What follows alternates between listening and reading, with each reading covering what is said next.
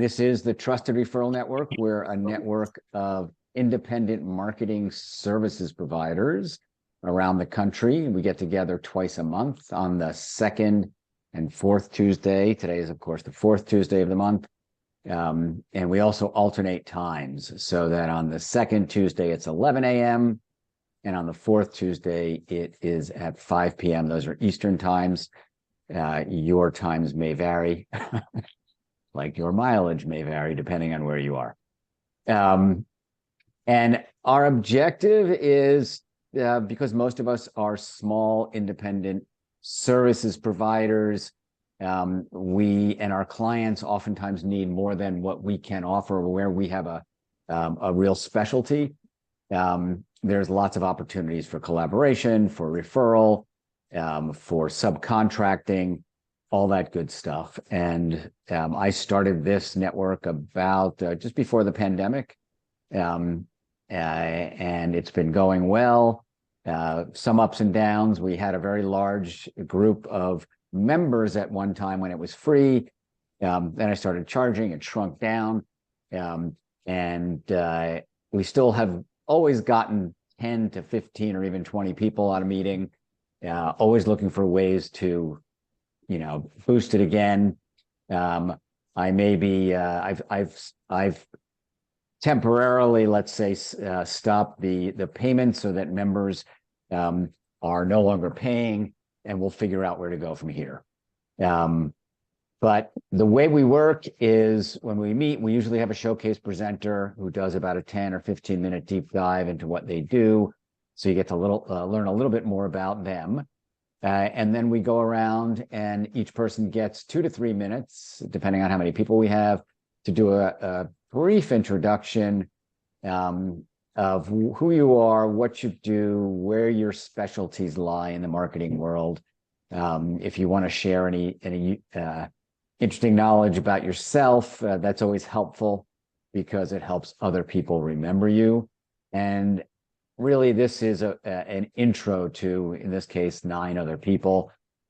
Use it as an opportunity to figure out who you want to follow up with, and make a concerted effort to do a one-on-one with at least 2 or 1 to 3 people in the group. You can meet everybody, of course. I've, of course, met everybody. That's how you show up here. Members are also encouraged to invite guests. And that's part of the benefit of being part of this group is you can invite other people who you think would be a good fit. It's something you can offer up, and build your relationship that way.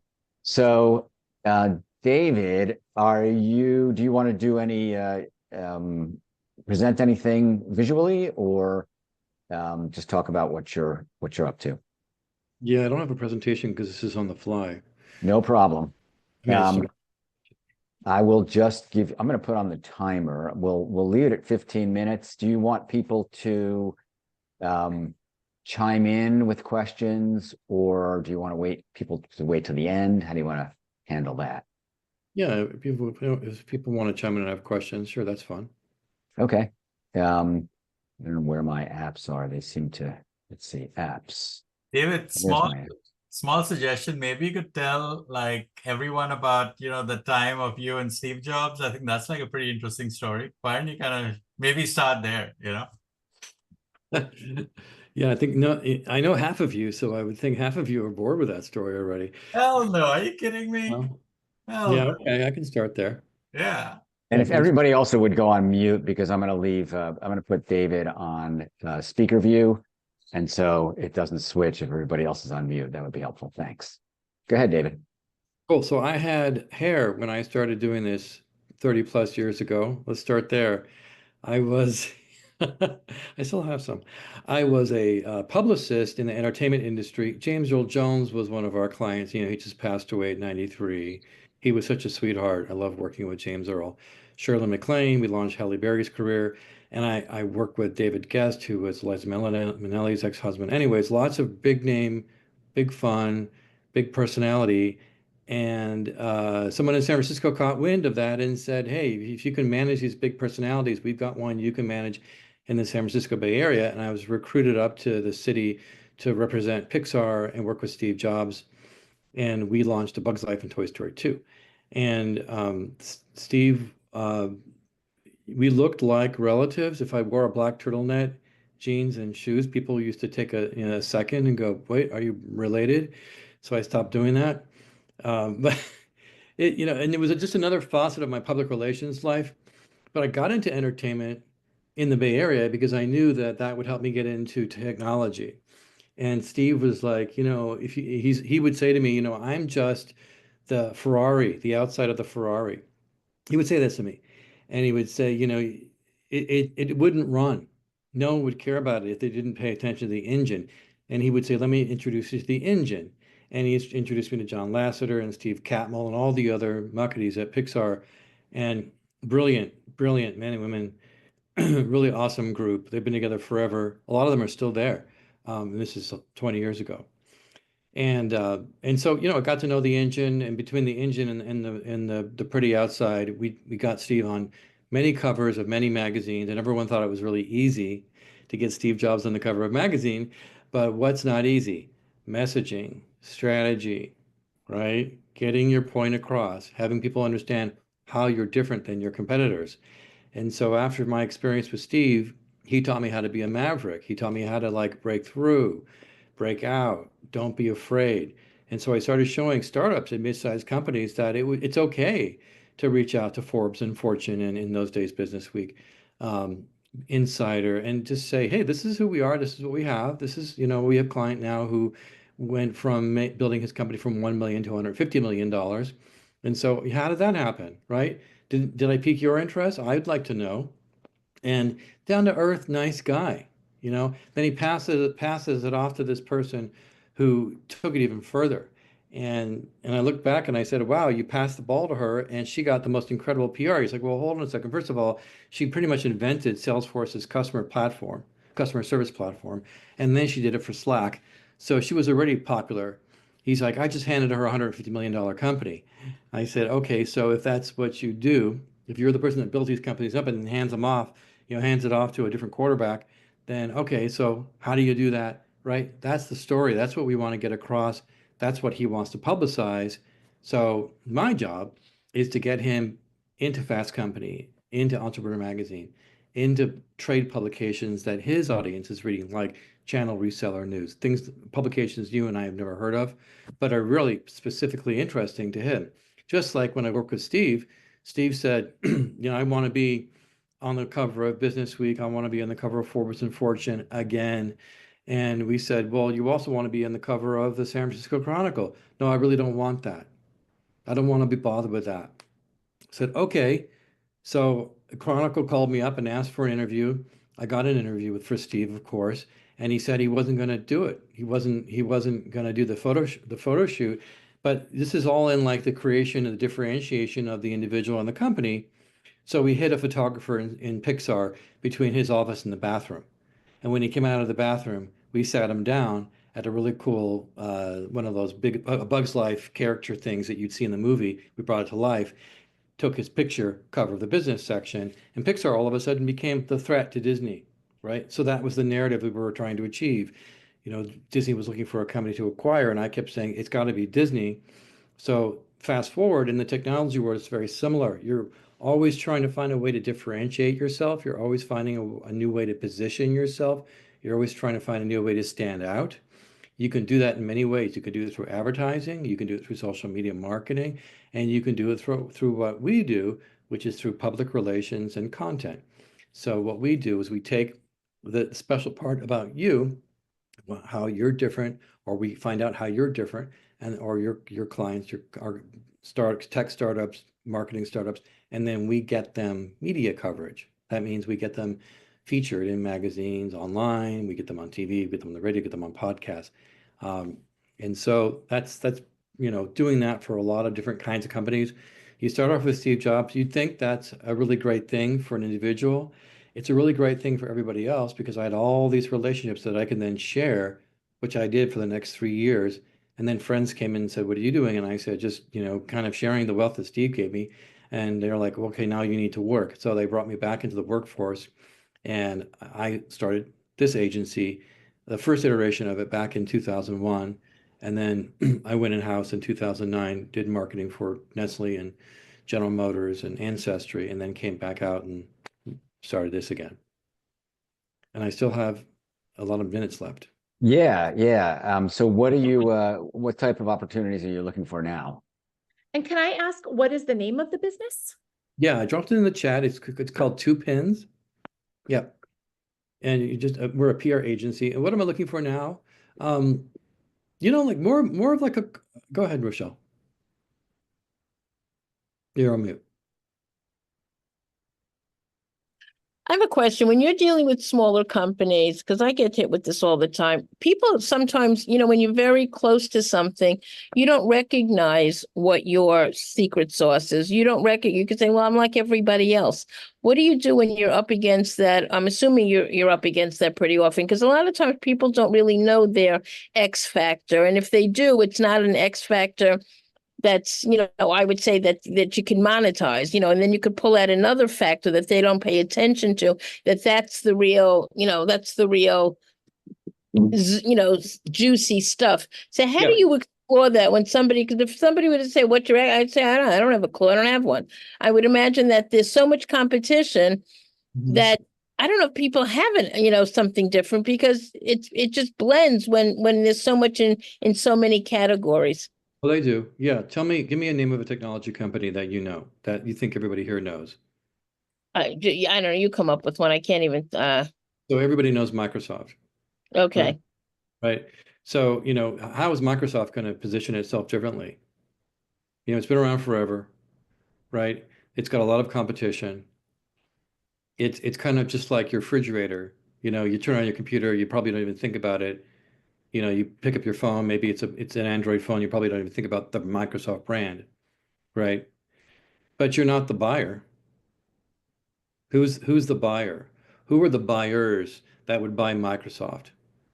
From this business to business point of view, not consumer, business to business. Right? Lenovo and people like that. Right. Okay, so you think about those groups, and how do you market to those groups? Well, those groups are really often looking at innovation, what's innovative. They look at people they want to work with first, then innovation. They look at partnerships, what partnerships. And so it's looking at that strategically and saying, okay, if I want to, if I want Microsoft to be in front of Lenovo, well, I know Lenovo reads Information Week, eWeek. Where are they based? Let's say they're based in Washington. There's plenty of, Washington publications in Seattle and Westport where Microsoft is. And so Microsoft is going to focus on getting specific messages out to those publications that resonate with the Lenovo audience. Lenovo, when they read those articles, they say, oh, so-and-so at Microsoft just launched an AI initiative. I was wondering who was doing that. I see Microsoft's doing it. They're in our backyard, or we've worked with them before, or we want to work with them. I'll reach out to them and I'll call them. That's kind of the way that the party line goes. Does that help? And when you're doing with, like, when you're talking about, let's say, a lot of these publications, how many, I'm just asking, do people even read anymore? I mean, there used to be something called a newsstand. Go back like 20 years, there were a couple of great ones in New York that they must have had, I don't know, like 150 types of different publications. Now that I don't even know where one would even buy a magazine. I haven't seen it. I really don't even see that. So do they read them online? Are they as not profitable? Are they as current online? Because I don't know if how many people would read a publication and then they get sidetracked to go off, and the next thing they're buying something on Amazon. So, like, what's going on with when you're thinking about publications today? So the way that we think about it is in terms of the buying process. The buying process today is the buyer is about maybe 80% there before they come to you. They're not going to come to you. They're not going to come to the salesperson first and want to learn about you. They're doing that work themselves. They're doing it by reading about it on blog posts, reading white papers, trying to find whatever they can online, in publications, in their Bibles, in their vertical trade publications. And when they get to that 80%, then they'll contact the company and they'll say, okay, so now we have a pretty good idea of 2 or 3 companies we want to work with. Now we want a demo. from that particular company, but they've already pretty much made up their mind on who they want to work with. But then it comes down to like, do they like you? Do they kick it off with you? Do you meet their expectations? And then they'll hire you on a B2B side. So to answer your question, Rochelle, most of the B2B buyers will start with the content, and Zev can speak to this. Social media marketing, LinkedIn marketing, it's all really a big deal. And then if we happen to get them in a publication like TRN, which is a big one for the B2B buyer in the channel marketing world, that's a big deal for the channel marketing folks. But last Wednesday, I went to a revenue operations conference and I said, hey, everybody, what are you reading? And they said, nothing. They said, we're not reading the New York Times, the Wall Street Journal. We're not reading the LA Times. We're not. And I said, of course you're not. I said, because the companies that you work with are not getting in there. I said, what are you doing? They said, we're going on LinkedIn. We're looking at all the content marketing programs on LinkedIn. So we have, Michael asked what I'm looking for. I cannot believe this next thing I'm going to say. As hot as artificial intelligence is, we get a ton of requests to do B2B writing. They don't want the public relations. They know that because we've been so deep in business to business for so long, they're like, oh, cloud, cybersecurity, automation, and they just want us to write because the AI, it's just not good enough. It has to be edited so heavily, and the content is so important. The white papers, and Krista can speak to this too. The writing is really critical. The way you write, the strategy, Is there what's your sweet spot? I mean, do you write for fill in the blank? Is it technology companies? Is it other B2B companies? What are the ones that are the most zippity doo-dah for you? What's in your wheelhouse? I'd say any B2B technology company except healthcare, because healthcare really requires a real specialty. But we've written for artificial intelligence companies for 4 years, automation companies. We've written for cybersecurity companies for over 20 years. E-commerce. Do you write for do you do law firms or? We do a lot of legal tech and law firms. We have a law firm we're writing for right now in Pennsylvania. Yeah. That's my business partner's most favorite thing to do because it's the most challenging.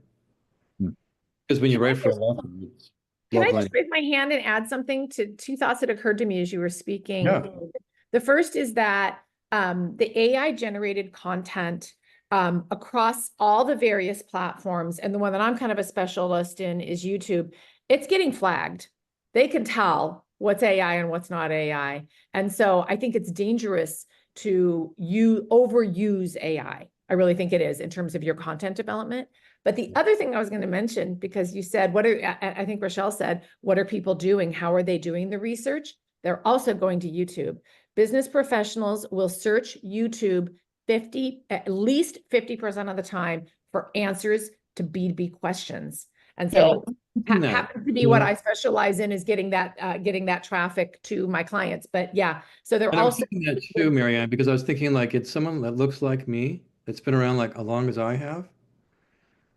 I don't know. Ageism is a real thing. So that's something else that you can consider. No, you look at the wheel, the demographic wheel, and the 55 plus is growing the fastest, but it is pretty large. COVID changed everything. COVID changed. Yeah. And a lot of older people found YouTube during COVID. So, but it is true that you have a point in that the greatest slice of the pie are the millennials and the Gen Zers. And as a matter of fact, they don't even use Google to search anymore. They use YouTube and they use TikTok. So all right. To be optimized for all these places. Yeah. Sorry, I didn't mean to interrupt so much. No, you did. No, not at all. Thank you for that context. Appreciate it. Thank you. Any last question for David? All right. One last tip. Let me just give one last tip. Or Rochelle, do you have a burning question? Or no, go ahead. No.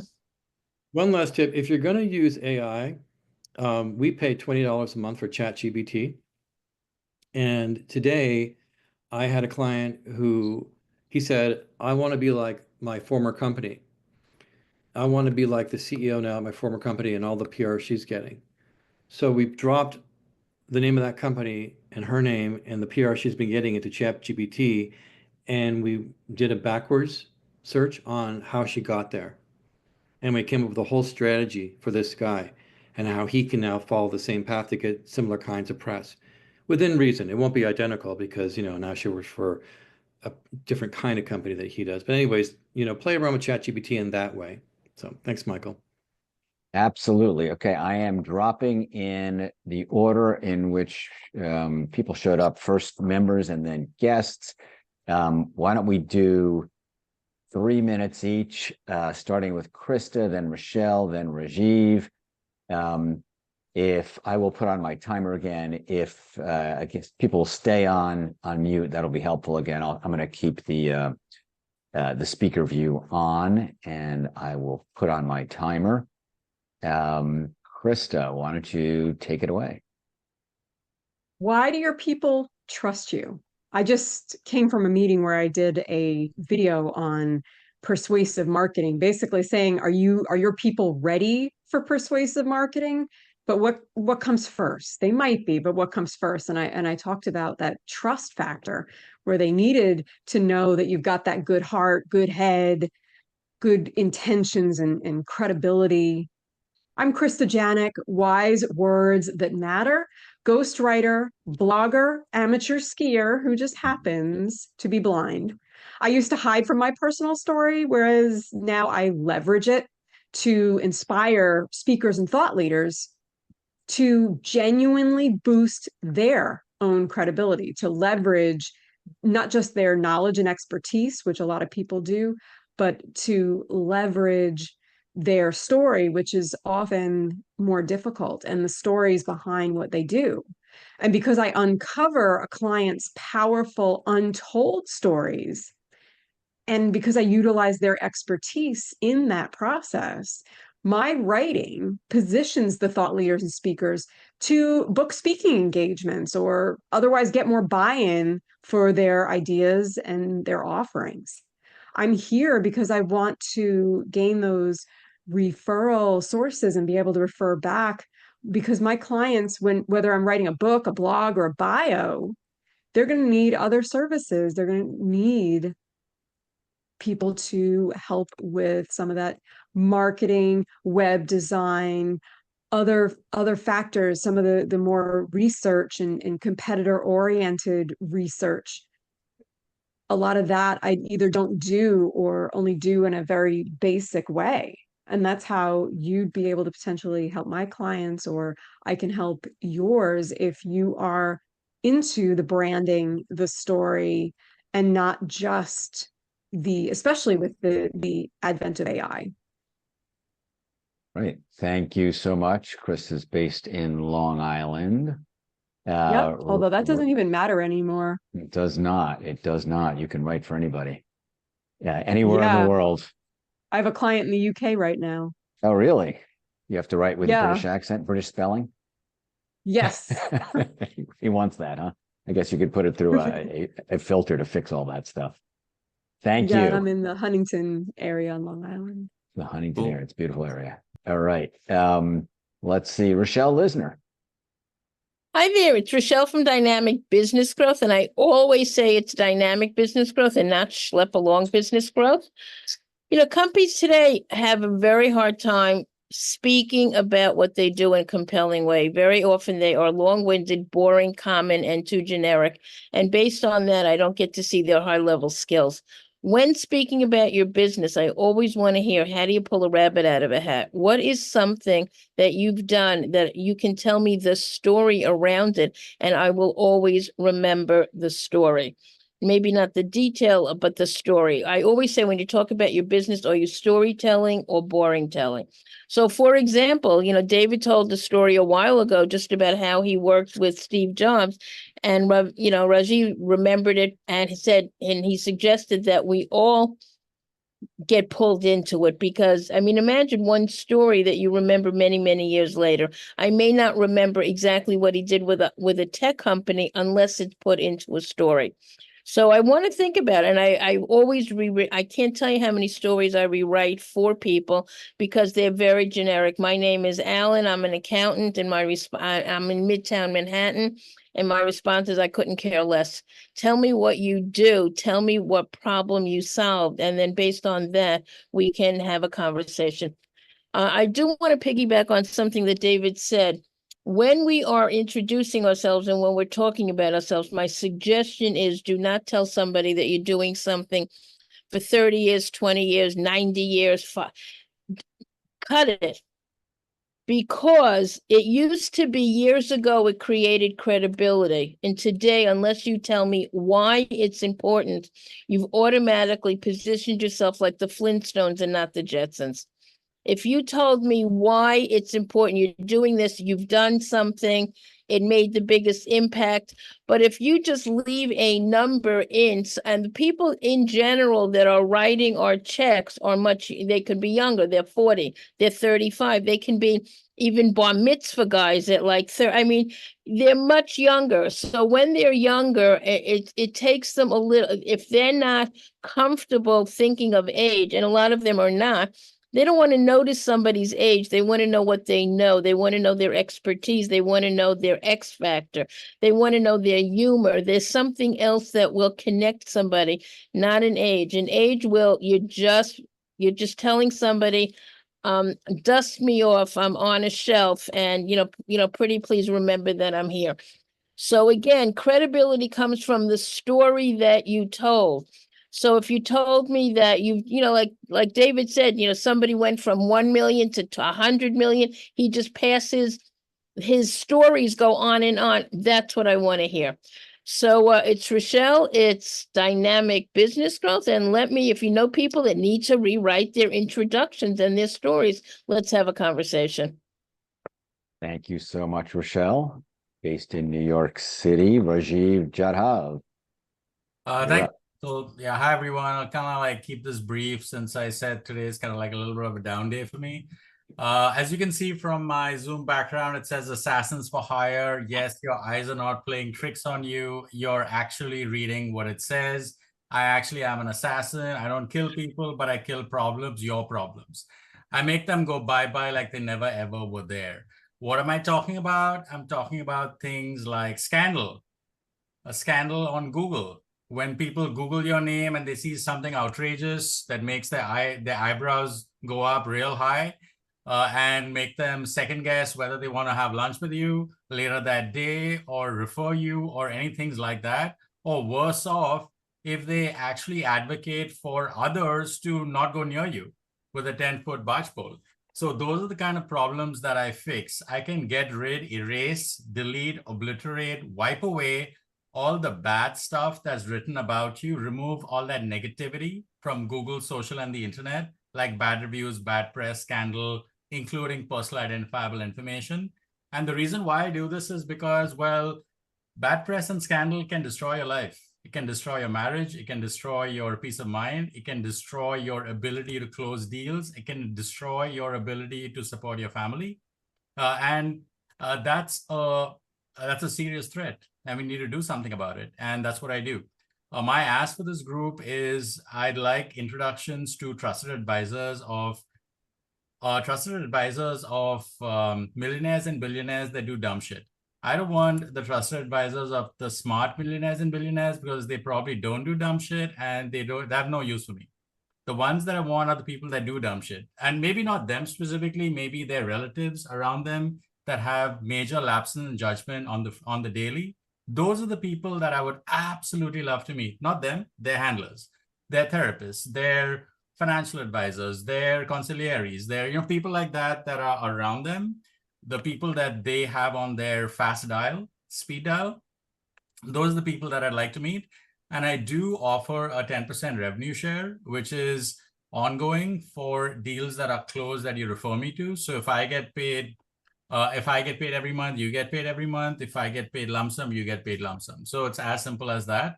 And aside from that, I also, help in resetting the narrative. So if people want to flip the narrative and have, and have the audience look at them a different way. I help with that as well by either helping them speak at the UN, where I've spoken many times, 3 times this year itself, as well as help them be an Amazon bestselling author or produce their podcast for them, et cetera, et cetera.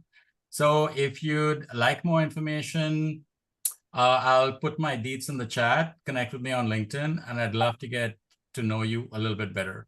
I'll leave it there. That's my time. All right. Thank you so much, Rajiv. Zev Gotkin. Hey everyone, Zev Gotkin, founder of ZEV Media. Currently rebranding, although the site is this close to launching, of Auspido Marketing. It is almost done. Auspido Marketing is focused on the hospitality sector, namely caterers, restaurant groups, boutique hotels, and more, and travel.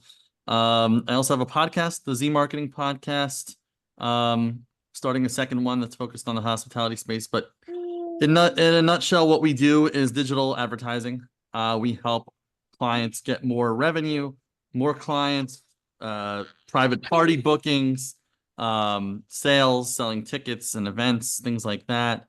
Namely through Google and Meta ads, but we're really platform agnostic. Those are the 2 dominant ones, but we also run ad campaigns on LinkedIn, TikTok, every platform, Bing, that makes sense for a client and gets them the return on ad spend. And we've been successful in generating anywhere from 8 to 38 times return on ad spend in monthly sales.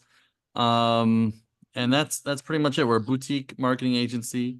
I'm in this group because I love to network and also basically to collaborate, hire, refer, and white label with other like-minded marketers.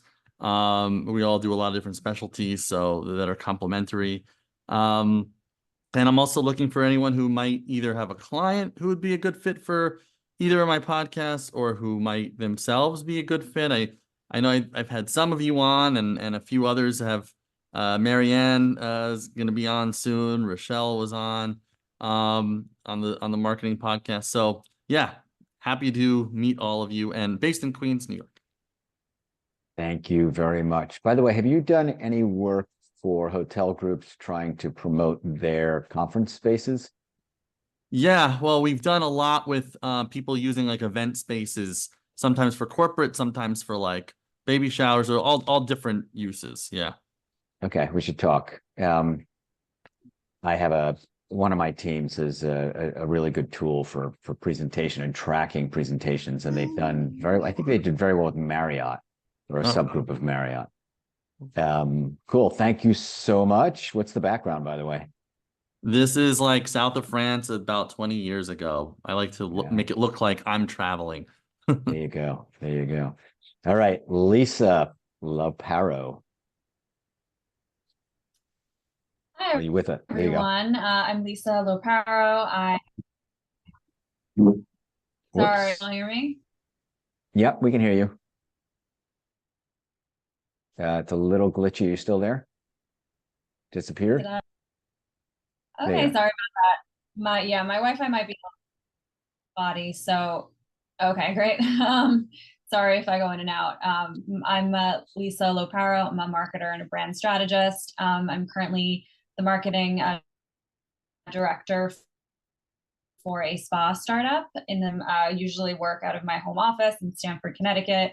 I think what I really specialize in, or what I'm really passionate about, and it's similar to what Rochelle was saying, which is a good story. I think that's definitely what is so interesting, and being able to tell brand stories. I'm also quite an avid reader as well. I love sort of lose myself in a really good story. So I've come from a heritage brand prior to my position at this spa company. I was manager of advertising for Cotton Incorporated for a few years. You might know them from the Fabric of Our Lives campaign. That was a really rewarding era of my career. And I guess my impetus now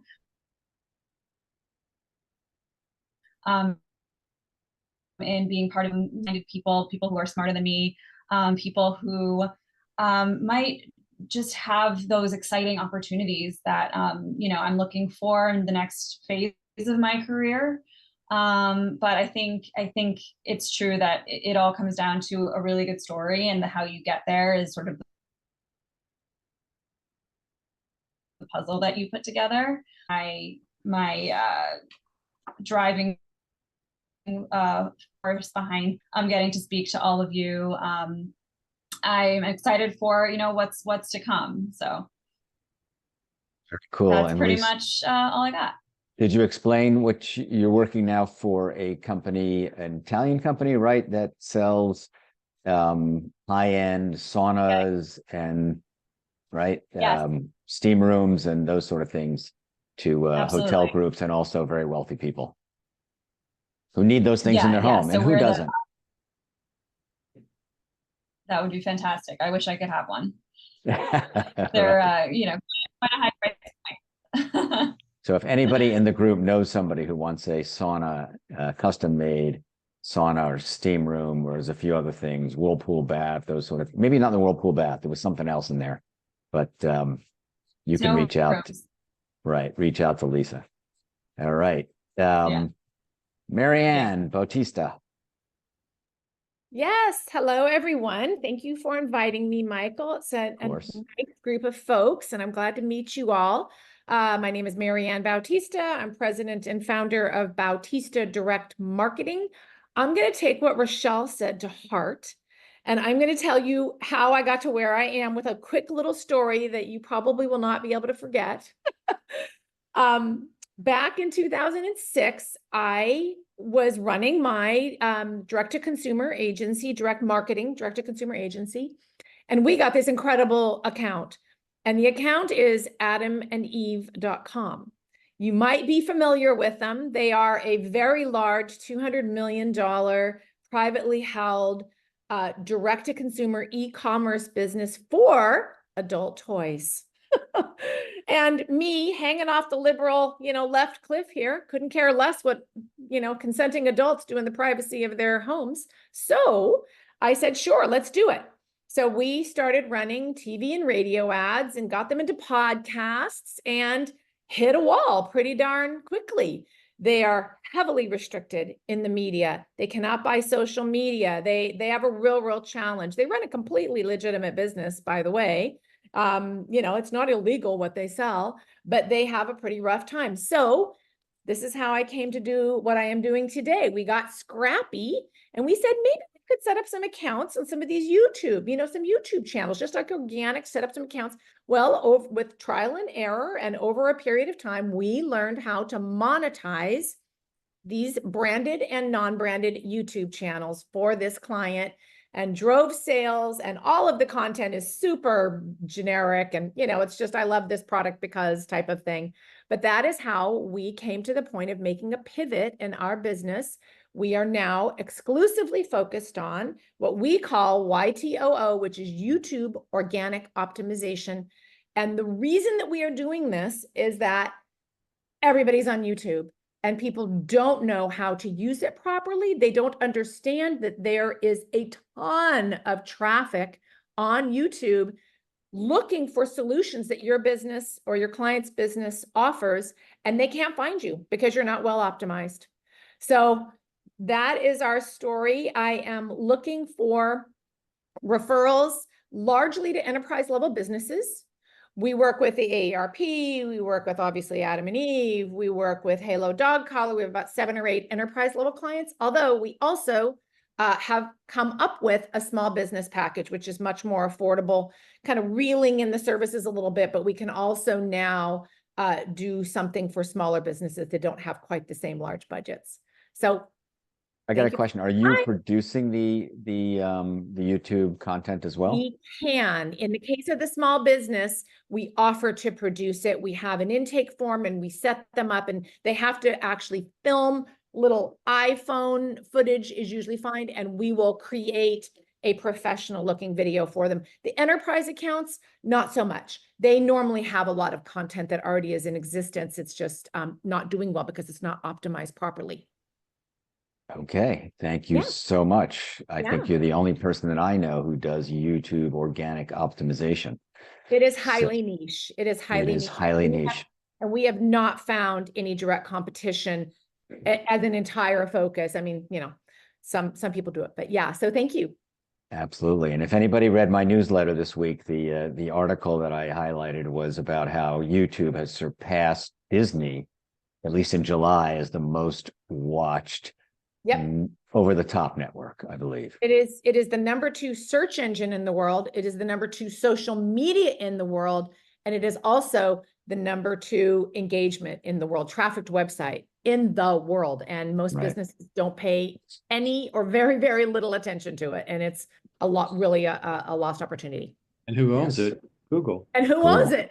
And there's Yes. advantages and disadvantages to that. I think we could talk about that another time. All right. Thank you so much, Marianne. for having Nick Rontanini. Alrighty then. All right. So as I put in the chat, I'm in social media marketing and article creation. In school, when I was in college, I was the editor-in-chief of the school newspaper, The Delphian. And a lot of what I learned there, I apply to what I do now. The key is it's similar to what Rochelle was saying. Are you storytelling or are you boring telling? And a lot of it is that you have to engage the reader and the viewer. If you're not doing that, then you have no reason to continue watching or continue reading. So a lot of that ultimately cultivates in an effective call to action to go with the brand. Ultimately, that's why they're reading this. That's why they're watching the video, is because they're at least interested in the brand. And if you're not doing much to keep their engagement, then you're not doing much to keep their engagement with the brand as a whole. And ultimately, I think a lot of this has to do with your confidence as a public speaker, as a leader, and as a professional. So that's why I got involved with an organization called Toastmasters International. It's an organization designed to help individuals become better communicators and speakers. And a lot of this is done through leadership development. So ultimately, that's part of my ask is people who are looking to boost their public speaking abilities as well as their leadership effectiveness. Then you can send them my way and I can help them either with a Toastmasters International, but also I myself am looking professionally for anyone in the social media marketing space who is looking for a full-time team member or a part-time consultant specifically to boost their online brand visibility through cultivated calls to actions and SEO optimization to help them rank in response to specific keywords and specific key phrases. Which social media platforms do you tend to work on most? Lately, I've been using TikTok, but I've also used sites like LinkedIn. I've used Instagram. I've used Facebook briefly. But yes, but a lot of the main one I'm using right now is TikTok, which can be a bit of a double-edged sword. Right. Are you producing videos for TikTok and Yes. Okay. Yeah, a lot of what I've been reading and a lot of what I've heard from people experienced with it is it's usually better for shorter. So the videos I've done, I try to keep at least under a minute, or if over that, under a minute 30. Right. Because the longer it goes on, the more you risk people just swiping and not coming back. Right. Thank you. All right. So Alicia, I'm not sure if you are with us. Your name is here. You're the last one besides myself. Can you hear us? Guess she's not responding. Okay. So I will put my timer on as well. So my name is Michael Bendit. My core business, besides running this network, is I am a software connector. I am an independent sales rep for about a dozen software development teams, and my job is to match them with opportunities that meet their capabilities. So I am bringing in clients, a lot in the marketing world, of course. That's why I do this. Also in the startup and small business world.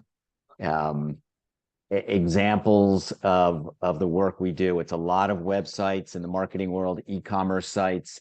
And for startups, we're sometimes building a back-end system that might be unique to their business.